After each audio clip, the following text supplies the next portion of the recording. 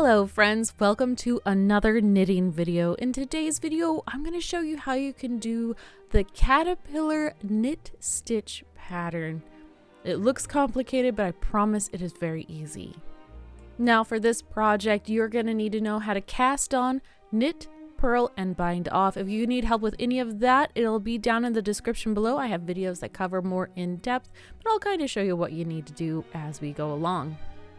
Now you are going to want to cast on multiples of 6. The full pattern is a total of 12 rows. You will repeat row 1 and 2 3 times and row 7 and 8 3 times in order to create the full pattern. Let's go ahead and cast on our stitches.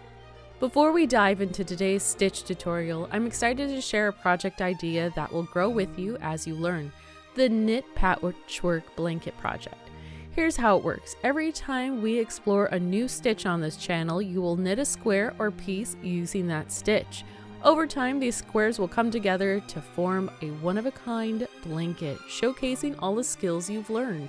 For each stitch, you can knit a square that's roughly the same size. You'll always cast on roughly about 30 stitches or whatever stitch count you've decided, and you will grow your project up to that size. So, for example, if you cast on 30 stitches, you are going to knit 30 rows. Now, everything that we end up doing in this project not will always equal out to 30 exactly. Sometimes there'll be 31 or there might be 29. That's okay. That's part of how this project is going to come together. You'll always want to use the same style of yarn, so medium weight yarn if you're using that, and the same size of knitting needles. But feel free to adjust the size based on your preferences. The fun part? There's no need for your blanket to be perfect, unified, or symmetrical. The mix of textures, patterns, and even size will make it uniquely yours. A patchwork for your knitting journey. Think of this project as a way to practice new stitches without pressure. Each square is a standalone accomplishment, and over time you'll have a beautiful functional blanket that tells the story of your growth as a knitter.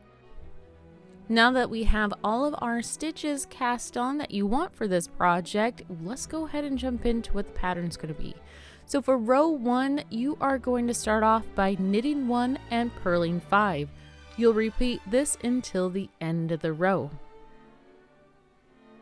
Again, for row 1, you are going to be knitting 1 and purling 5, and repeat it until you get to the end of the row.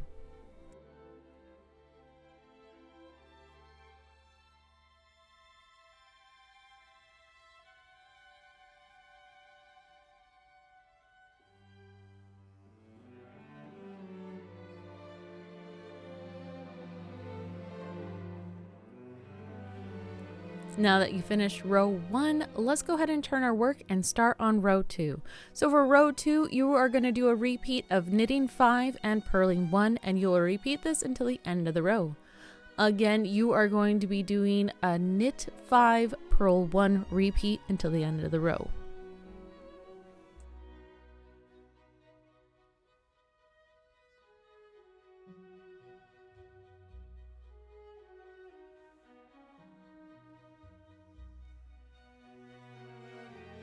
Now that you've made it to the end of row 2, you're going to turn your work and you are going to end up working row 1 and row 2 again 2 more times. So that'll end up giving you a total of 6 rows. Rows 3 and 5 are going to be repeating row 1, and rows 4 and 6 are going to be repeating row 2.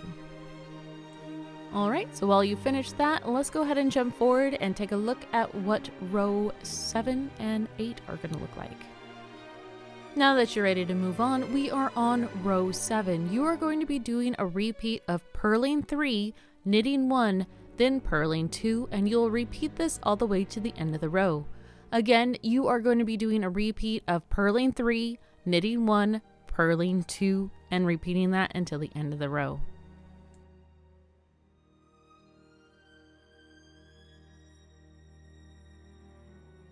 Now that we've reached the end of row 7, let's go ahead and turn our work and start on row 8.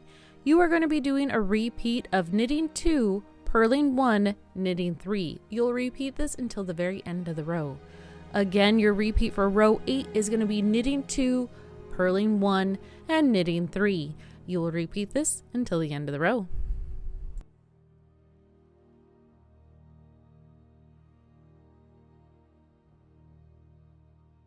Now for the second portion of this pattern, for rows 9 through 12, you are going to be repeating rows 7 and 8. So for row 9, you are going to repeat row 7.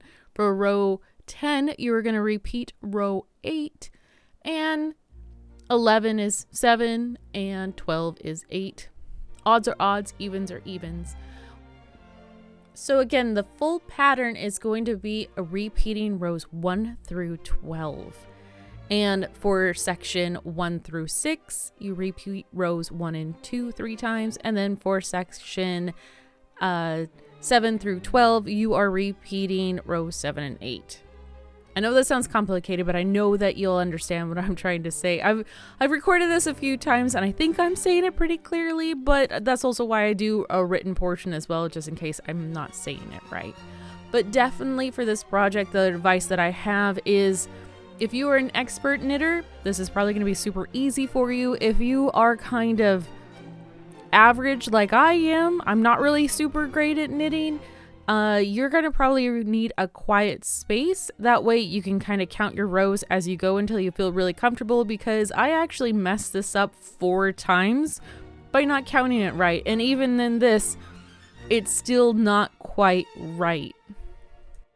But the beauty of it is if you mess it up, like I messed up these 2 little caterpillar lines, yeah, you can kind of see them on camera, but in the grand scheme of things, you're not really gonna super notice that you messed that up. I lost count. I got lost in my head and I ended up losing count. So that ends up happening. It's okay. It is what it is. Now, if you are doing this little swash for your patchwork blanket, go ahead and bind it off once you end up reaching the desired size for your project. Again, I cast it on 30. I did 30 rows. This is my square for my blanket. And I end up finding that doing a purl two together bind off is actually the easiest way to end up doing this. I don't know, I just really enjoy it. I'm slow at it, but I enjoy it. So it's pretty much you purl two together, and then the loop that's on your working needle or your right hand needle, you just move that back on to the other needle and then purl that together with the other stitch. Bada bing, bada boom, there you go. That's how you do it. And just like that, you have your next square for your patchwork blanket if you're following along. If not, hopefully you just enjoyed learning how to do the caterpillar knit stitch. This was actually a lot of fun to end up doing. I just struggle sometimes with counting. I get distracted very easily, but you know, even if you mess it up, it's very forgiving. Again, those 2 stitches I messed up, you barely even notice them. So don't be hard on yourself if you lose count. The back of the work looks really interesting. It looks so boring compared to the front. So I think that's why this is going up on the board of one of my favorite patterns. But hopefully you enjoyed this knit pattern. If you did, please consider giving the video a like, and if you feel so inclined, go ahead and hit that subscribe button. I make knitting videos every other week. I try to. But anywho, I look forward to seeing you guys in the next knit video. Bye for now.